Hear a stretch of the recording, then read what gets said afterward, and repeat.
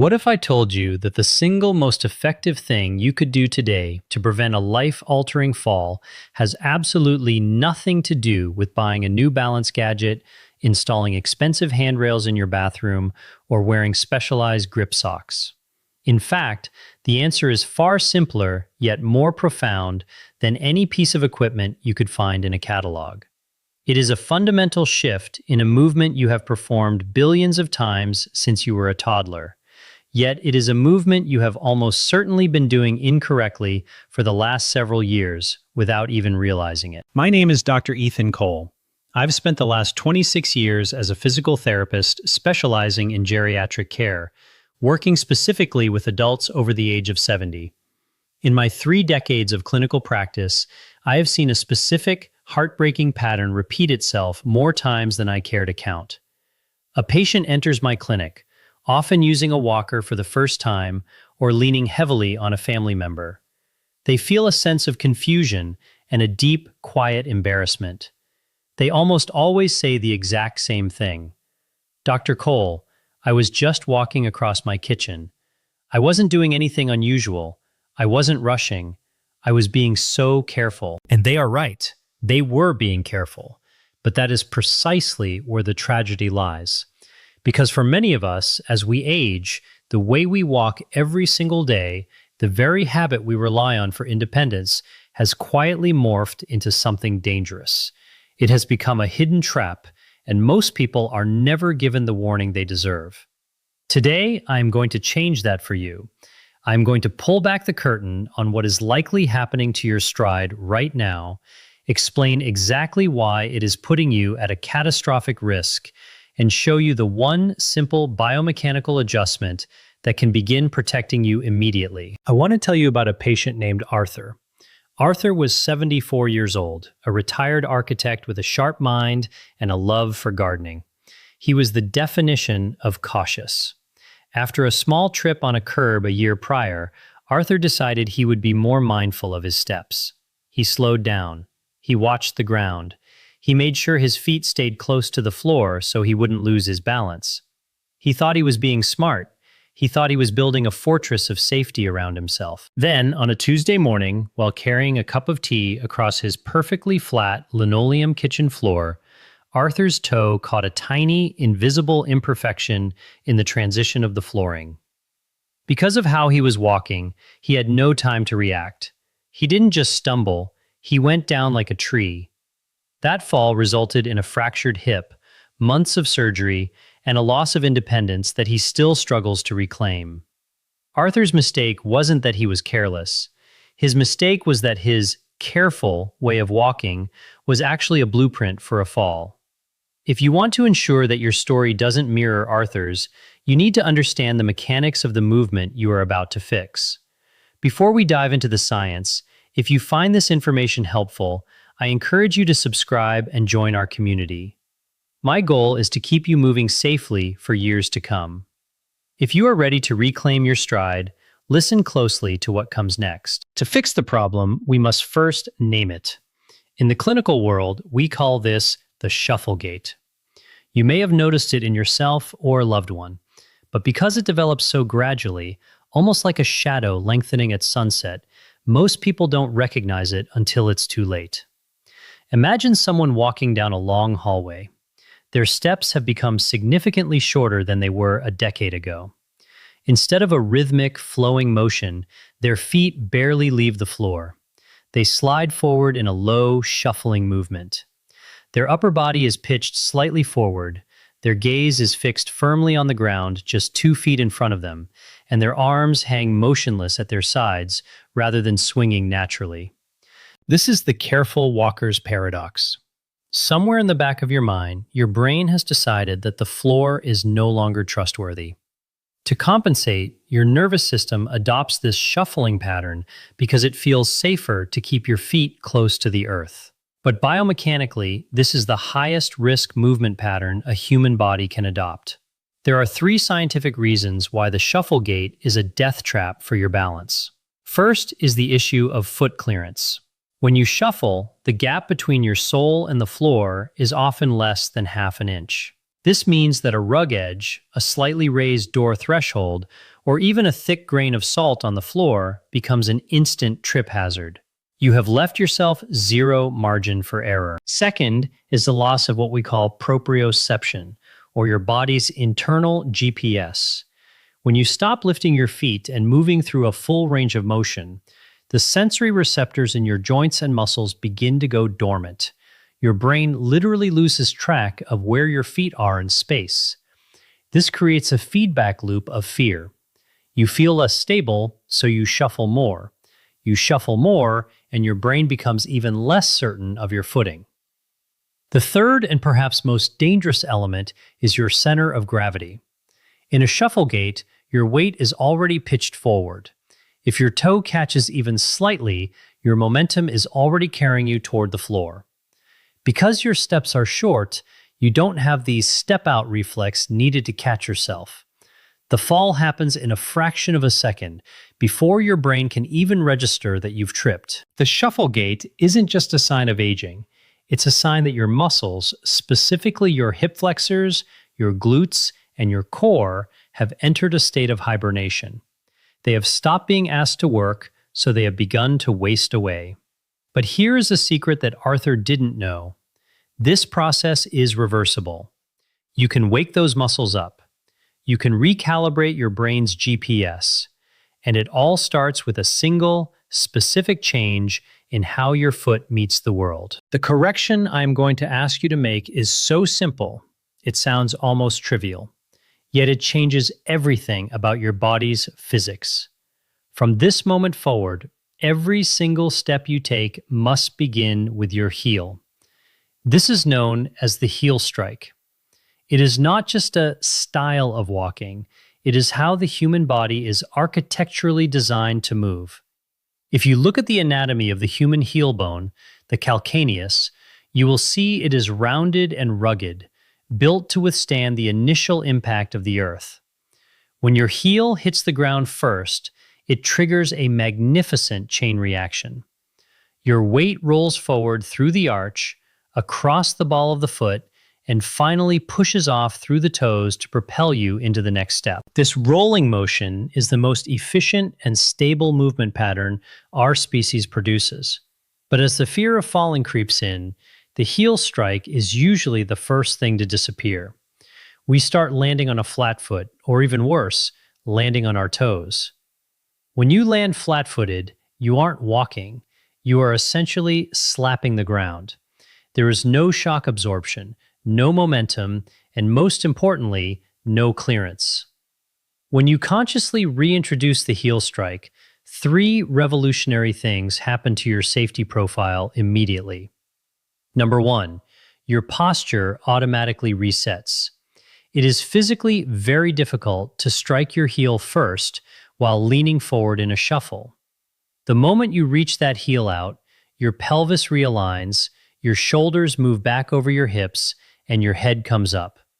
You transition from a collapsed posture to an upright posture instantly. Number 2, you clear the obstacles. To land on your heel, you are forced to perform what we call dorsiflexion, pulling your toes up toward your shin. This single action raises your foot high enough to clear almost any common household trip hazard. You are no longer living in a world where a rug is a landmine. Number 3, you re-engage the engine. A heel strike requires your hip flexors to lift the leg and your glutes to stabilize the landing. By simply walking with a heel strike, you are performing a functional strength workout for the very muscles that prevent falls. You are rebuilding your balance armor with every trip to the mailbox or the refrigerator. Correcting this isn't about walking faster, it's about walking with intention. I want you to visualize your foot as a rocking chair runner. You touch the back, you roll through the middle, and you lift off at the front. It is a smooth, continuous cycle. I know what you might be thinking. Dr. Cole, I've been walking this way for years. It's going to be hard to change. And you're right. Habits are deep grooves in the brain. But the nervous system is remarkably plastic. We can carve a new groove. To do that, we need more than just a mental reminder. We need to physically train the muscles and the nerves to remember what they've forgotten. In the next section, I am going to walk you through 5 specific clinical exercises designed to take this heel strike from a conscious effort to an automatic reflex. We are going to wake up your feet, strengthen your hips, and give you the confidence to walk across any surface without the shadow of fear hanging over you. Now that we understand the critical importance of the heel strike, we have to address a difficult truth. Knowing what to do is not the same as being able to do it. If you have been shuffling for years, the neural pathway, the electrical wiring in your brain that controls a proper stride, has become frayed and weak. We cannot simply tell you to walk better. We have to retrain your nervous system from the ground up. This is the foundation phase.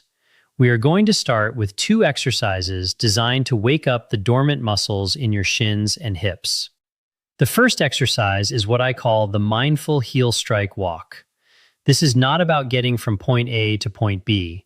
This is about reprogramming your brain's movement map. I want you to find a clear hallway or a stretch of wall about 10 to 15 feet long. Stand tall, and if you feel even slightly unsteady, place one hand lightly on the wall for guidance. As you take your first step, I want you to do something counterintuitive. Slow down by 50%. As your swinging leg moves forward, consciously pull your toes up toward your knee.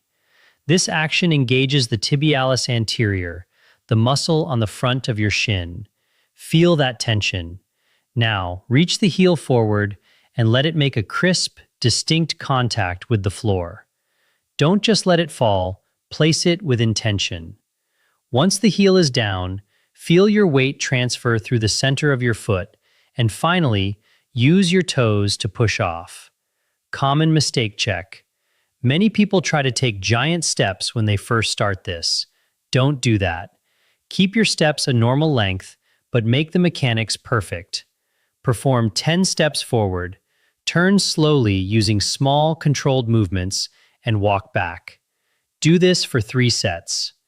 What you are doing here is telling your brain, this is the new standard.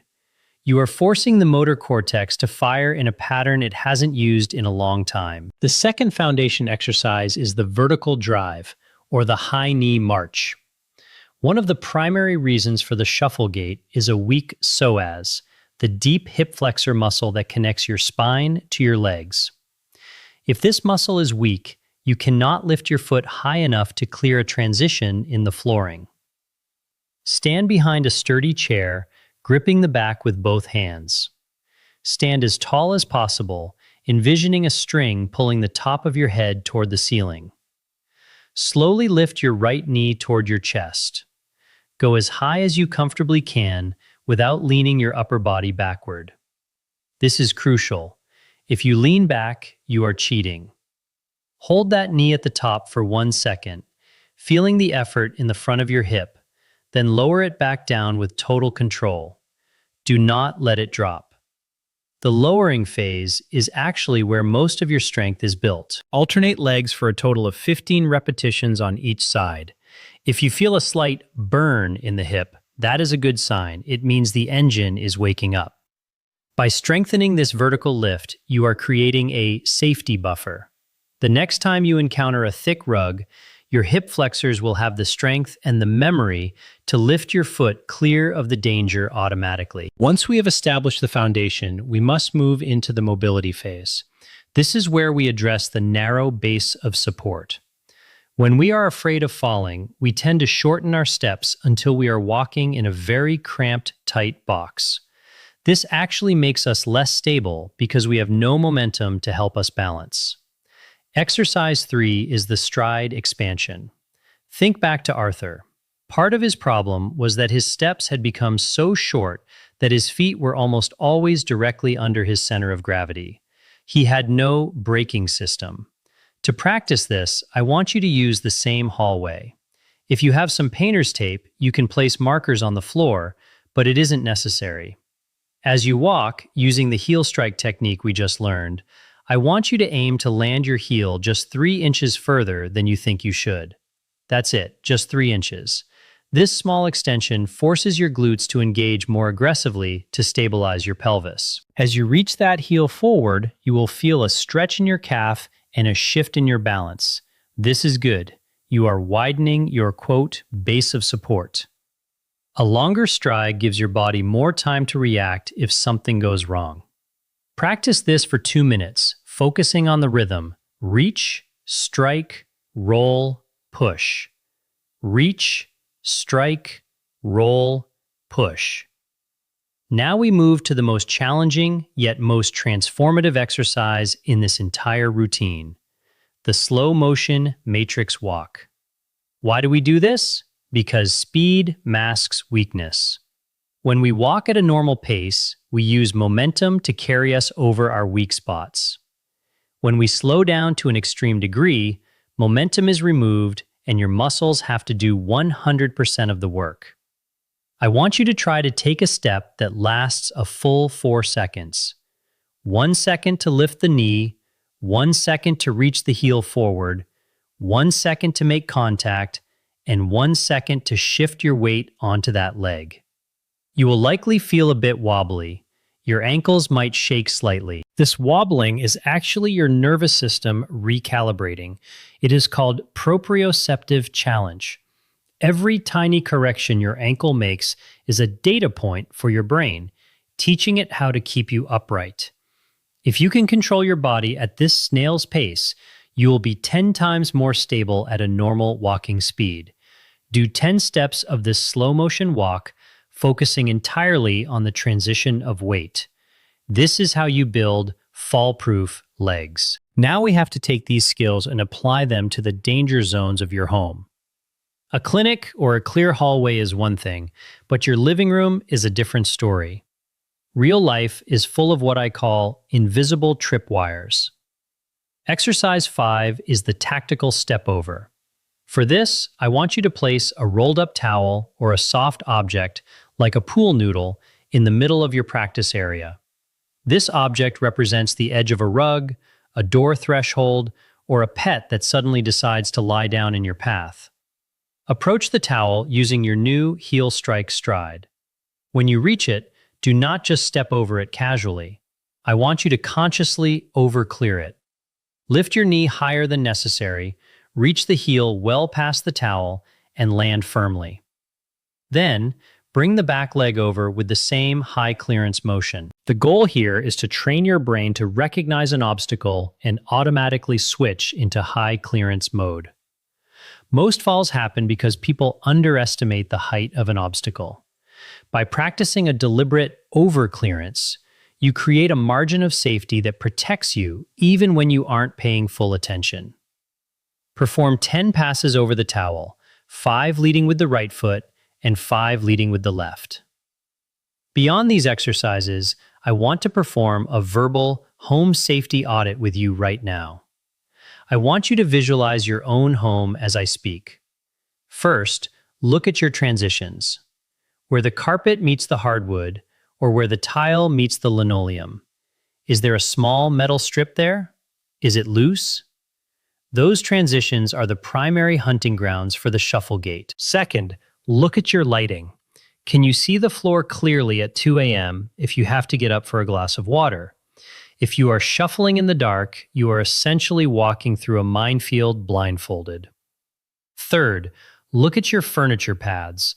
Are you having to sidestep around a coffee table or a plant stand? Sidestepping is another variation of the shuffle that is incredibly unstable.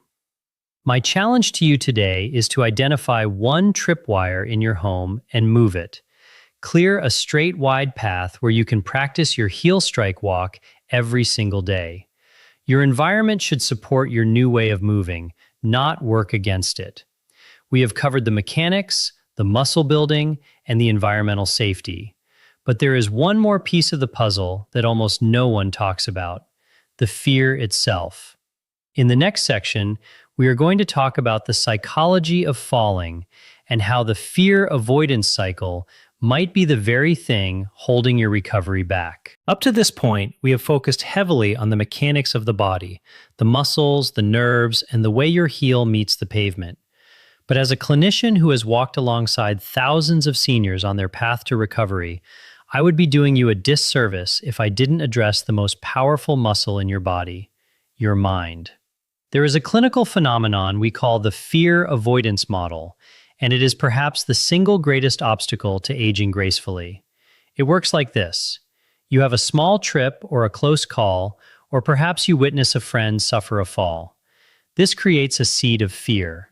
To protect yourself, you subconsciously decide to move less. You stop going for your evening walk. You stop reaching for items on the high shelf. You start shuffling because it feels safe. But here is the biological irony. The less you move, the weaker you become. The weaker you become, the more likely you are to fall. And when you eventually do have a stumble, your fear increases, causing you to restrict your movement even further. This is a downward spiral that steals the quality of life from millions of people every year. I want you to understand that fear actually changes the way your muscles fire. When you are afraid of falling, your body enters a state of co-contraction. This means the muscles on the front of your leg and the muscles on the back of your leg both turn on at the same time. You become stiff, like a board. While you think this stiffness is protecting you, it is actually making you more brittle. A stiff body cannot react to a bump. A stiff body cannot adjust to an uneven sidewalk. The exercises we have done today, the heel strike, the slow motion walk, the tactical step over, are not just about physical strength. They are about building movement confidence. I often tell my patients the story of the ice walker. When people walk on ice, they shuffle.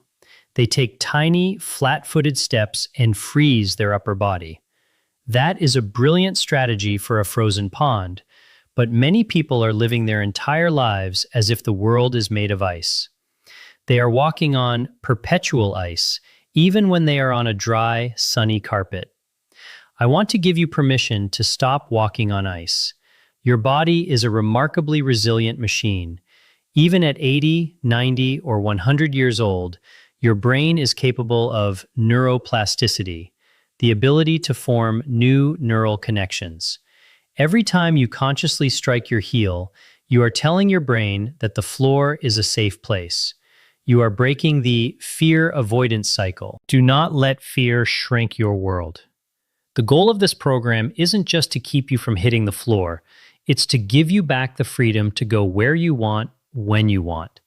It's about the dignity of being able to navigate your own home without a shadow of anxiety following you into every room. You are not fragile. You are a work in progress, and every step you take with intention is a victory over fear. We have covered a lot of ground today, and you might be wondering how to fit all of this into your life. I don't want this to be a one-time video that you watch and then forget. I want this to be the day your walking changed forever. To make this sustainable, I recommend the 10-minute morning blueprint.